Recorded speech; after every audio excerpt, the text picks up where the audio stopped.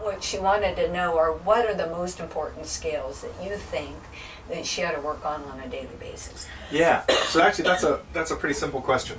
She has too many of them listed there. She has way more than I would say. Yeah. That you need to do. She's worried about the relative minors along with the majors. Yeah. Yeah.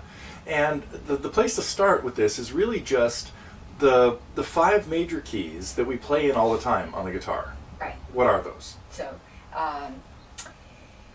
E, F, G, A, C, D. That was 6. Okay, what are we doing? 5? Which one of those keys do we never play in? Probably not F. Right. Okay. The real simple way to remember those is they're the 5 keys that you have open chords you can play. Right. Okay? So those chords would be what? Starting with C. In alphabetical order, play each one of these chords that I'm talking about. Okay, so we can do C. Okay.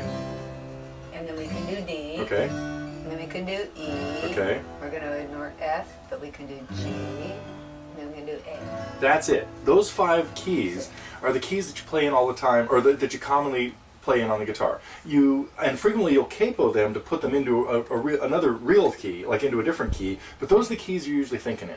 Yeah. Or you're thinking in one of those. Okay? And so a really good thing, a good habit to get in would be every time you're about to play a song, even if it's just Margaritaville or something like that, you're just going to strum through the chords and sing the song, Right. is play the scale of that key. In this case, we're in D. And then play through, just strum through quickly, chords 1, 4, and 5, so that you can hear what those sound like. And now your brain and your ear is in that key. So now you're going to start hearing this as that's where I'm going to start. So now if I started the song, now see, I haven't done anything that rhythmically sounds like the song yet, but I just played a D scale. Now I could take it another octave if I wanted.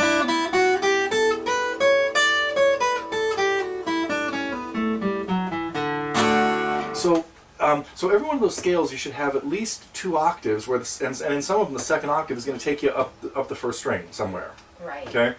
But I would usually, for now, stay in first position as long as you can. Like you could also play a D scale coming up here. It would be D. Right, okay? Yeah. So in this case, you're going from the 9th fret, Yeah. and we need a half step. So if we stayed on that string, it'd be the 10th fret.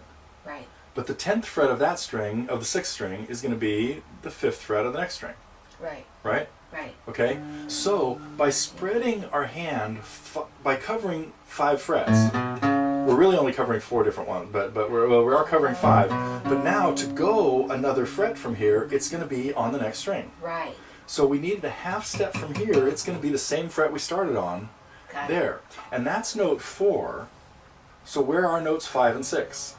So that was a half, so that would be a whole. Right, and then 6 would be? And that would be a okay, whole. so notice that the pattern, what your fingers had to do on this string, are exactly the same as what they did on the 6th string.